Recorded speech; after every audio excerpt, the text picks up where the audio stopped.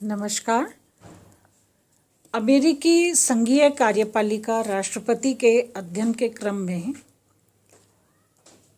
इस द्वितीय भाग में हम अमेरिकी राष्ट्रपति की शक्तियों का अध्ययन करेंगे और साथ ही साथ अमेरिकी राष्ट्रपति की वास्तविक स्थिति क्या है, सैद्धांतिक स्थिति क्या है और अमेरिकी राष्ट्रपति ब्रिटिश सम्राट से किस प्रकार भिन्न हैं, दोनों की भूमिकाएं किस तरह एक दूसरे से अलग है, इसका अध्ययन करेंगे।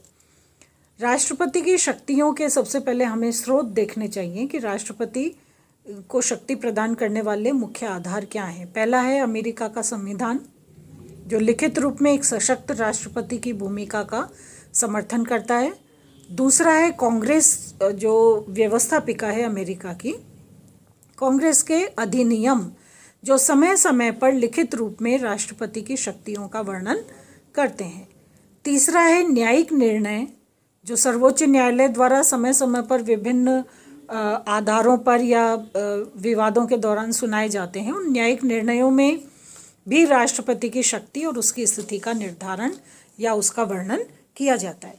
इसी प्रकार जो वैसे अमेरिका का संविधान लिखित संविधान है, लेकिन कुछ संवैधानिक परंपराएं अमेरिका में विद्यमान हैं। तो इन लिखित जो परंपराएं और प्रथाएं हैं, ये भी अमेरिकी राष्ट्रपति के पद और उसकी शक्तियों का निर्धारण करती हैं। सबसे पहली अमेरिकी राष्ट्रपति की शक्ति है कार्यपालिका संबंधी शक्ति, जिसमें अमेरिका में शांति व्यवस्था बनाए रखना, कानून और न्यायिक निर्णयों को लागू करवाना, प्रशासन का संचालन करना, नियुक्ति व्यापक स्तर पर प्रशासनिक आधार पर विभिन्न नियुक्तियां करना, उन नियुक्त कर्मचारियों को उनके पद से, अधिकारियों को उनके पद से हटाना, यानी नियुक्ति और पद मुक्ति की शक्ति। इसके अतिरिक्त मंत्रिमंडल का गठन करना, मंत्रिमंडल के सदस्यों को विभिन्न विभाग सौंपना, दायित्व प्रदान करना, आवश्यकता होने पर क्षमादान प्रदान करना, अमेरिकी सेना का गठन करना और सेना के जल थल नभ तीनों प्रकार की सेनाओं के गठन के साथ ही अमेरिकी राष्ट्रपति जो है वो प्रधान सेनापति के रूप में अमेरिका में कार्यपालिका की भूमिका निभाता है। इसके अतिरिक्त कार्यपालिका शक्तियों के अंतर्गत ही अमेरिकी राष्ट्रपति अमेरिका की विदेश नीति और वैदेशिक संबंधों का भी संचालन करते हैं, जिसमें सबसे पहले विदेश नीति का निर्धारण, उसके लिए नीति निर्धारण और उसके क्रियान्वयन के लिए विदेशों में अपने राजदूत और अन्य अधिकारियों की नियुक्ति करना, अंतर्राष्ट्रीय आधार पर वैदेशिक संबंधों के संचालन के लिए विभिन्न इकाइयां, नीति, नियम और निर्देश प्रदान करना राष्ट्रपति का कार्य है। इसके अतिरिक्त विधायी शक्तियां या कानून निर्माण संबंधी शक्तियां। कानून निर्माण संबंधी शक्तियां जो हैं वो अमेरिका में व्यवस्थापिका यानी कांग्रेस को प्राप्त हैं, लेकिन अमेरिकी राष्ट्रपति भी कानून निर्माण की प्रक्रिया या विधायी प्रक्रिया को प्रभावित करते हैं या विधायी प्रक्रिया में भाग ले सकते हैं। जैसे जब नव कांग्रेस का गठन होता है तो कांग्रेस में संदेश भेजकर राष्ट्रीय नीति के बारे में राष्ट्रपति की मंशा या इच्छा जो है वो प्रकट की जाती है। कांग्रेस के विशेष सत्र का आमंत्रण भी राष्ट्रपति कर सकते हैं। इसके अतिरिक्त राष्ट्रपति को निषेधाधिकार प्राप्त है। जब कांग्रेस के दोनों सदनों में विधेयक पारित होकर के और राष्ट्रपति के पास जाता है हस्ताक्षर के लिए, तो राष्ट्रपति को निषेधाधिकार के प्रयोग का एक आधार दिया गया है, जिसमें दो प्रकार के निषेधाधिकार हैं, वीटो पावर हैं। पहला है नियमित या विलंबकारी वीटो, जिसमें राष्ट्रपति 10 दिन के लिए किसी भी विधेयक पर अपनी राय देने से विलंब कर सकते हैं, रोक सकते हैं उसको 10 दिन तक के लिए। और दूसरा होता है पॉकेट वीटो या जेबी निषेधाधिकार, जिसमें राष्ट्रपति अगर कांग्रेस का अधिवेशन समाप्त होने वाला है और राष्ट्रपति उस विधेयक को रोक कर रख लेते हैं और कांग्रेस का सत्र अगर संपन्न हो गया तो उस स्थिति में वो विधेयक विचार होने से रह जाता है राष्ट्रपति की पॉकेट वीटो के कारण, उसे रोक के रख लेने के कारण, क्योंकि कांग्रेस बिना अधिवेशन के किसी भी प्रक्रिया पर विचार नहीं करती और दोबारा अधिवेशन के आयोजन होने में थोड़ा समय लग सकता है, तो उतने समय के लिए उस विधेयक पर विचार किया जाना संभव नहीं होता। लेकिन अगर मान लीजिए पॉकेट वीटो वाला जो अधिकार है राष्ट्रपति का, अगर मान लीजिए कांग्रेस के दोनों सदन दोबारा इसको पारित कर देते हैं विधेयक को, तो दोबारा पारित होने के बाद फिर इस पर राष्ट्रपति के हस्ताक्षर की भी आवश्यकता नहीं होती। इसके अतिरिक्त कार्यपालिका आदेश जारी करना, कार्यपालिका आदेश जो है वो एक प्रकार से विशेष परिस्थितियों में राष्ट्रपति द्वारा जारी किए गए कानून है, कानूनी प्रावधान है। ये कानूनी प्रावधान जो कानून के समान ही प्रभावी होते हैं, लेकिन जारी किए जाते हैं कार्यपालिका द्वारा किसी विशेष परिस्थिति या विशेष समय के लिए।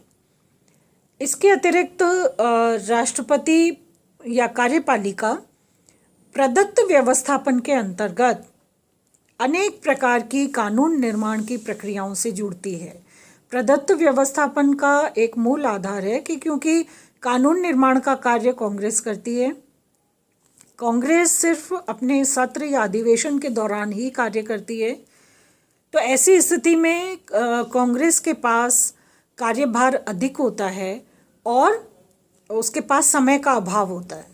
तो अधिकांशतः कांग्रेस किसी भी विधेयक कानून की जो बाहरी रूपरेखा है वो बना देती है और उसमें आंतरिक पूर्ति का कार्य संबंधित विभागों को प्रदान कर देती है। तो ये कार्य जो है, इस कार्य में प्रदत्त व्यवस्थापन के अंतर्गत कार्यपालिका से कानून निर्माण संबंधी या नियम निर्माण संबंधी कुछ व्यवस्थापिका करवाती है। तो व्यवस्थापिका द्वारा कार्यपालिका को कानून निर्माण की कुछ शक्तियां प्रदत्त कर दी जाती हैं और जिसके परिणाम स्वरूप कार्यपालिका कानून निर्माण संबंधी प्रक्रिया में अपनी भूमिका निभाने लगती है। इसके अतिरिक्त बजट और विधेयक को प्रभावित करने का कार्य भी राष्ट्रपति कर सकता है, कार्यपालिका कर सकती है। तो हालांकि बजट के निर्धारण में, उसके संशोधन में राष्ट्रपति की प्रत्यक्ष भूमिका नहीं है, लेकिन सीनेट के माध्यम से या अन्य माध्यमों से राष्ट्रपति बजट प्रक्रिया और वित्तीय प्रावधानों या विधेयक को भी प्रभावित कर सकते हैं। तीसरी शक्ति राष्ट्रपति की वित्तीय शक्ति है और वित्तीय शक्ति में विभिन्न वित्तीय संधि समझौतों में या बजट के को अंतिम रूप देने में, स्वीकृति देने में राष्ट्रपति की भूमिका है। अमेरिका में योजनाबद्ध विकास की प्रक्रिया में वित्तीय प्रावधानों और उसके सोर्सेज को या उसके स्रोतों को निर्धारित करने और जुटाने का अधिकार भी राष्ट्रपति का है। इसके अतिरिक्त राष्ट्रपति की न्यायिक शक्तियां हैं जिसमें वो क्षमादान आदि से संबंधित कार्य संपादित करते हैं। और मुख्य भूमिका एक और है राष्ट्रपति की, अमेरिकी राष्ट्रपति की विधायी और कार्यपालिका क्षेत्र के अतिरिक्त और थोड़ी अलग प्रकार की, वो है दल और देश के को नेतृत्व प्रदान करने वाले नेता के रूप में भी अमेरिकी राष्ट्रपति अपनी शक्ति और प्रभाव को कायम करते हैं। तो अमेरिकी राष्ट्रपति सामान्य और संकट काल में अमेरिका को एक राष्ट्रीय नेतृत्व प्रदान करते हैं। वो साथ ही साथ अपने दल के नेता के रूप में भी काम करते हैं। तो दल का घोषणा पत्र तैयार करना, दल के लिए विभिन्न धन आदि से संबंधित जो सोर्सेज हैं उनका निर्धारण करना, उनको जुटाना, दल के घोषणा पत्र में निर्धारित जो नीतियां हैं उन्हें क्रियान्वित करवाना, इस तरह से दल के सर्वेसर्वा नेता के रूप में अमेरिकी राष्ट्रपति अपनी भूमिका निर्धारित करते हैं।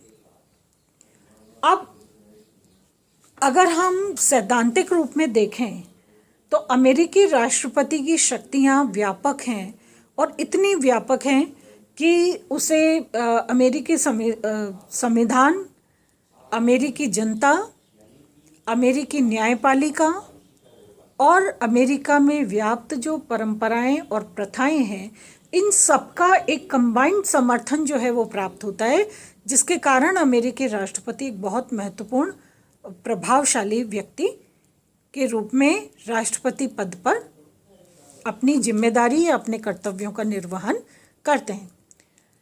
अमेरिका में राष्ट्रपति की शक्ति के विकास के जो कारण हैं, पहला कारण है कि संविधान का विकास।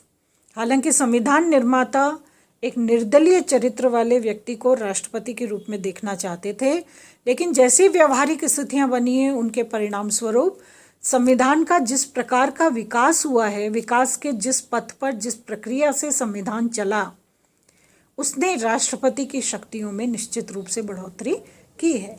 तो राष्ट्रपति अपने आप शक्तिशाली नहीं बने हैं, बल्कि जैसे हमने विशेषताओं में देखा था कि अमेरिकी राष्ट्रपति की शक्तियां भी गिनाई गई हैं अमेरिकी संविधान में। अमेरिकी संविधान संक्षिप्त संविधान है और शक्तियां गिनाई गई हैं, तो निहित शक्तियों के सिद्धांत के आधार पर जो संवैधानिक विकास हुआ उसने राष्ट्रपति की शक्तियों में बढ़ोतरी की है। दूसरी बात, निर्वाचन पद्धति में परिवर्तन हो गया। अप्रत्यक्ष पद्धति थी, लेकिन व्यवहारतः ये पूरी तरह से प्रत्यक्ष हो गई है।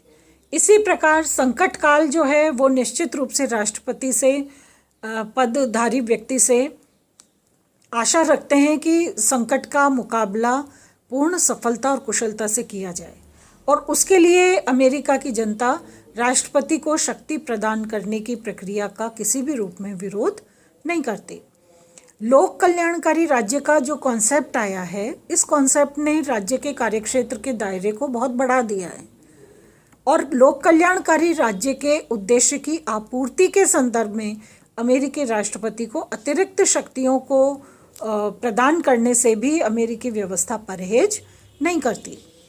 इसके अतिरिक्त अमेरिका एक महाशक्ति है, और महाशक्ति होने के कारण अन्य देशों की कार्यपालिका प्रधान की तुलना में अमेरिकी राष्ट्रपति का प्रभाव, उसकी स्थिति और उसका जो महत्व है वो अधिक है। एकमात्र महाशक्ति होने के कारण अंतर्राष्ट्रीय स्तर पर अपना प्रभाव, अंतर्राष्ट्रीय स्तर पर अपनी स्थिति को अधिक प्रखर और मजबूत करने के लिए अमेरिका अपने सर्वोच्च नेतृत्व यानी राष्ट्रपति को अत्यधिक शक्तिशाली बनाने का समर्थन करते हैं। इसके अतिरिक्त राष्ट्रपति दल के नेता के रूप में भी कार्य करता है, तो इसलिए राष्ट्रपति की शक्ति व्यवहारिक रूप में दलीय नेता की तरह से दल, देश, सरकार सबके प्रतिनिधि के रूप में स्थापित होती है। इसके साथ ही हम ये देखते हैं तो जनमत का पूरा समर्थन राष्ट्रपति की शक्तियों के पक्ष में दिखाई पड़ता है। राष्ट्र नेता के रूप में जनता राष्ट्रपति को स्वीकार करती है, इसलिए राष्ट्रपति की शक्ति और उसका प्रभाव अधिक है। फिर एक और व्यक्तिगत कारक ये है कि अब तक अमेरिकी राष्ट्रपति पद को सुशोभित करने वाले जो व्यक्ति थे, उनके व्यक्तित्व की गरिमा, उनका व्यवहार, उनके जो वैल्यूज़ थे वो इतने ज़्यादा मजबूत और संगठित थे कि उनका प्रभाव, जो व्यक्तित्व का प्रभाव है, वो भी अमेरिकी राष्ट्रपति के पद पर पड़ा।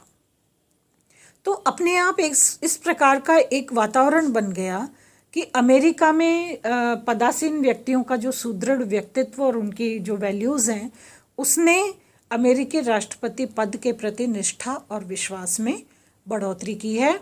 इसके अतिरिक्त कांग्रेस के अधिनियम, न्यायपालिका द्वारा प्रदान किए गए निर्णय, इस प्रकार की स्थितियां हैं जिसने लगातार अमेरिकी राष्ट्रपति के पद की शक्तियों में बढ़ोतरी की है।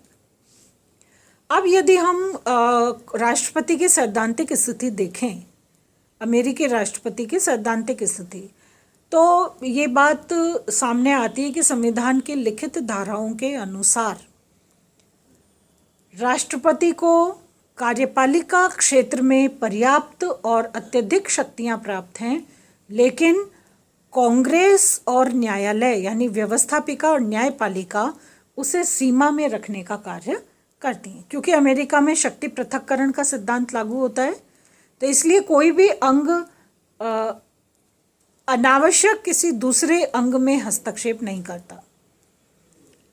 और अमेरिका का राष्ट्रपति कार्यपालिका प्रधान होने के कारण कार्यपालिका का सर्वे सर्वाय समस्त शक्तियों का प्रयोग करता है, और कांग्रेस और न्यायपालिका जो है वो उसे, व्यवस्थापिका और न्यायपालिका उसे सीमा में रखते हैं, यानी निरंकुश होने से बचाने का प्रयास करते हैं।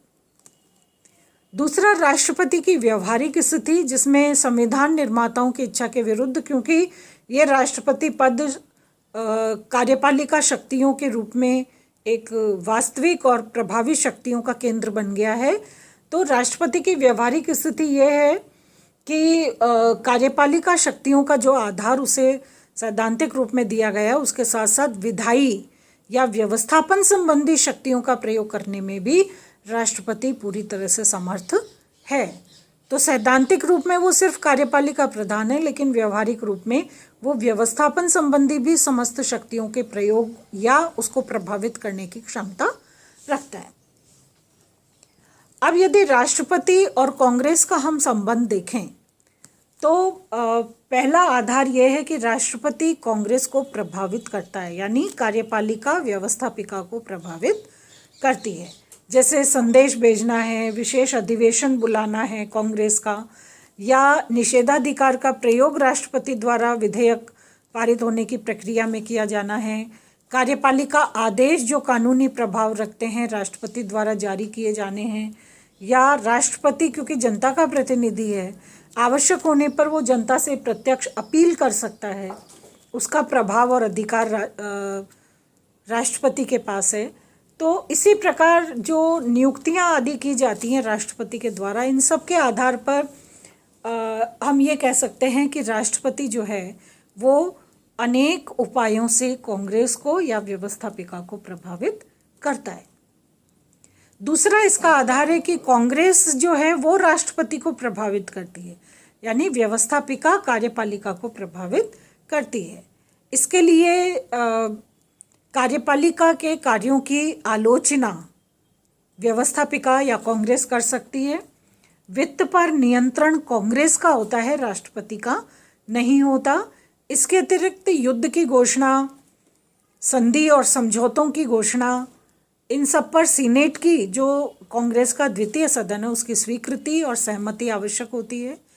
फिर महाभियोग प्रस्ताव है जो कांग्रेस असंवैधानिक कार्य करने पर राष्ट्रपति के विरुद्ध जारी कर सकती है।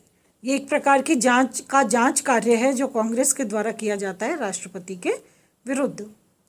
तो महाभियोग प्रस्ताव लाने, उसे पारित करना कांग्रेस की जिम्मेदारी होती है, और कांग्रेस अगर ये प्रस्ताव पारित हो जाता है तो राष्ट्रपति को समय से पहले ही अपने पद से मुक्त होना होता है, और न्यायिक जांच का भी उसको सामना करना पड़ सकता है। इस प्रकार से नियुक्ति, संधि समझौतों के साथ साथ विदेश नीति पर भी सीनेट का पूरा नियंत्रण होता है। विदेश नीति का निर्धारण और उसके संचालन में राष्ट्रपति पूरी तरह स्वतंत्र नहीं है, बल्कि उन्हें सीनेट की सहमति और उसकी पुष्टि पर निर्भर करना पड़ता है। और प्रशासन की जांच जो है वो सीनेट या कांग्रेस की समितियों के द्वारा की जाती है।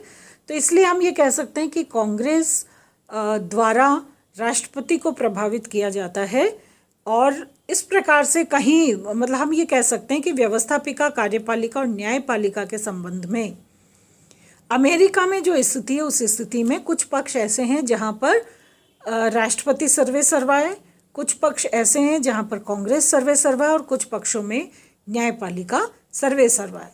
लेकिन निरंकुशता के दृष्टिकोण से तीनों परस्पर एक दूसरे को किसी न किसी रूप में नियंत्रित करते हैं। अब इससे पहले हमने ब्रिटिश संविधान का अध्ययन किया, और हमने उस संविधान में ये पाया कि ब्रिटेन का राजा जो है वो शक्तिशाली है, सर्वे सर्वा है। क्योंकि ब्रिटेन में संसदीय कार्यपालिका है, तो संसदीय कार्यपालिका में कार्यपालिका की, नाम मात्र कार्यपालिका की भूमिका सम्राट के द्वारा पूरी की जाती है। और अमेरिका में कार्यपालिका का सर्वे सर्वा है अमेरिका का राष्ट्रपति। अब कुछ आधारों पर अगर हम दोनों देशों के सर्वोच्च पदों की तुलना करें तो पहला है पद का स्थायित्व। अमेरिकी राष्ट्रपति 4 वर्ष के लिए जनता द्वारा राष्ट्रपति पद के लिए चुना जाता है, और अगर वो दोबारा चुनाव लड़ना चाहता है तो 2 ड्यूरेशन से ज़्यादा वो तीसरे ड्यूरेशन के लिए योग्य नहीं होता। हम ये मान सकते हैं कि अधिकतम 2 कार्यकाल तक राष्ट्रपति चयनित होकर कार्य कर सकते हैं, यानी अधिकतम कार्यकाल राष्ट्रपति का 8 वर्ष है। लेकिन राजा जो है वो लाइफ लॉन्ग, जीवन पर्यंत राजा के रूप में या सम्राट के रूप में आसीन होते हैं। तो राजा का पद, ब्रिटिश सम्राट का पद जो है वो स्थायी है, और अमेरिकी राष्ट्रपति का पद अस्थायी है। दूसरा, गौरव और सम्मान की दृष्टि से अगर हम देखें तो भी ब्रिटिश सम्राट का प्रथम स्थान आता है, क्योंकि जो विश्वास, जो निष्ठा और जो गरिमा ब्रिटिश जनता सम्मान का जो आधार ब्रिटिश राजा को प्रदान करती है, वो आधार, सम्मान का आधार या गौरव का आधार अमेरिकी जनता अमेरिकी राष्ट्रपति को नहीं करती। उसका कारण ये है कि अमेरिकी राष्ट्रपति शुद्ध राजनीतिक हथकंडों से चुनाव लड़के और राष्ट्रपति पद तक पहुंचता है। तो इसलिए जनता और राष्ट्रपति के बीच में एक अलग तरह का संपर्क और संबंध होता है, भावना होती है। सम्राट का पद जो है वो परंपरागत आधार पर स्थापित एक बहुत सम्मानीय पद है, ब्रिटिश जनता की आस्था का मुख्य केंद्र है। इसलिए सम्मान और गौरव की दृष्टि से सम्राट का स्थान प्रथम है। कार्यपालिका की प्रवृत्ति की दृष्टि से हम देखें तो सम्राट का पद थोड़ा गौण है, इसलिए क्योंकि संसदीय व्यवस्था होने के कारण ब्रिटेन में दोहरी कार्यपालिका है, और ब्रिटिश सम्राट नाम मात्र की कार्यपालिका की भूमिका रखता है। और राष्ट्रपति जो है, अमेरिकी राष्ट्रपति, अध्यक्षात्मक व्यवस्था होने के कारण एकल कार्यपालिका का प्रयोग करने वाला है, और वो वास्तविक प्रधान है। वहाँ कार्यपालिका भेद नहीं है। अमेरिका में नाममात्र और वास्तविक कार्यपालिका का अंतर नहीं है, बल्कि राष्ट्रपति सर्वे सर्वा रूप में कार्यपालिका शक्तियों का वास्तविक प्रयोग करता है। तो सम्राट जहाँ, ब्रिटिश सम्राट जहाँ ध्वजधारी शासक है, अमेरिकी राष्ट्रपति वास्तविक शासक के रूप में कार्य करता है। इसके अतिरिक्त मंत्रिमंडल से संबंध के आधार पर हम देखें तो अमेरिका में जो मंत्रिमंडल है वो अमेरिकी राष्ट्रपति की इच्छा का परिणाम है, उसकी अपनी व्यक्तिगत और निजी इच्छा का परिणाम है। वो अपनी इच्छा से मंत्रियों को नियुक्ति देता है, या उन्हें पदमुक्त कर सकता है, या उन्हें इच्छित विभाग दे सकता है। किसी भी प्रकार की कार्यवाही प्रक्रिया का पालन राष्ट्रपति मंत्रिमंडल के संदर्भ में कर सकता है। लेकिन सम्राट जो है वो अपने ब्रिटिश मंत्रिमंडल से किसी विशेष प्रकार का कोई निर्णायक स्तर नहीं रखता, क्योंकि नाममात्र की कार्यपालिका होने के कारण एक बहुत व्यवस्थित स्थिति है।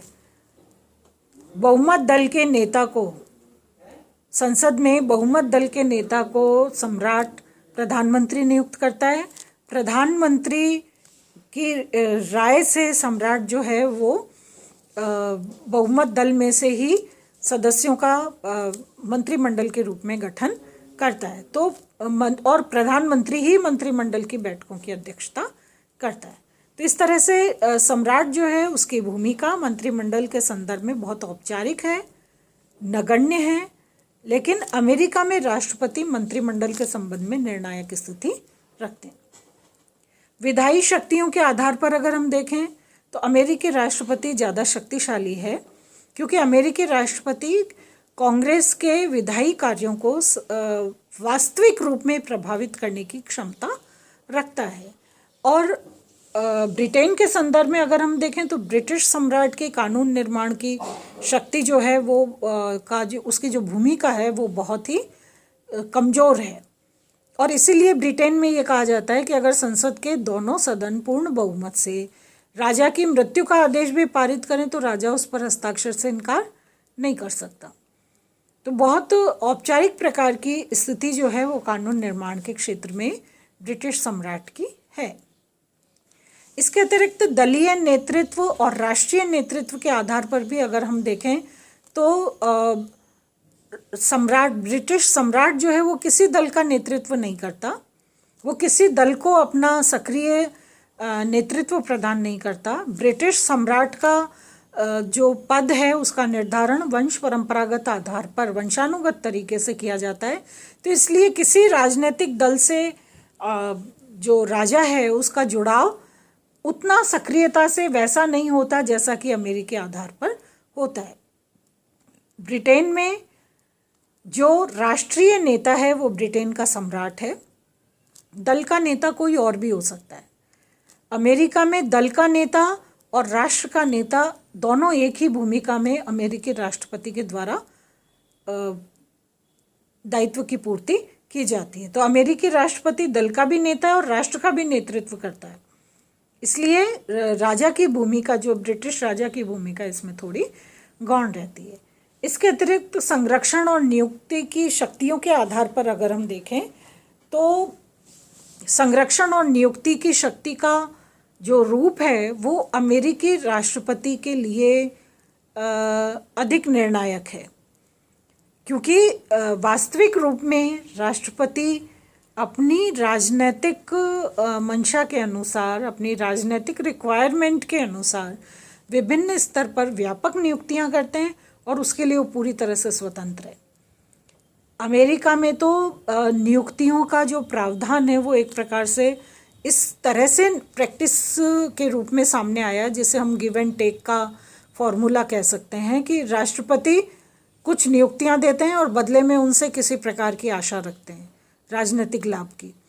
तो ये स्थिति ब्रिटेन में नहीं है। ब्रिटिश सम्राट इस प्रकार की, हालांकि कोई भी उपाधि, किसी प्रकार का सम्मान सम्राट के द्वारा ही, उसके माध्यम से ही प्रदान किया जाता है, लेकिन सम्राट खुद एक्टिवली, बहुत सक्रिय रूप में, व्यवहारिक रूप में इस प्रकार की नियुक्तियों संबंधी निर्णायक स्थिति में नहीं है और ना ही सक्रियता से भाग लेते हैं। तो ये एक बहुत ओवरऑल अध्ययन हमारा अमेरिकी राष्ट्रपति की शक्तियों और उसकी स्थिति के संबंध में। धन्यवाद।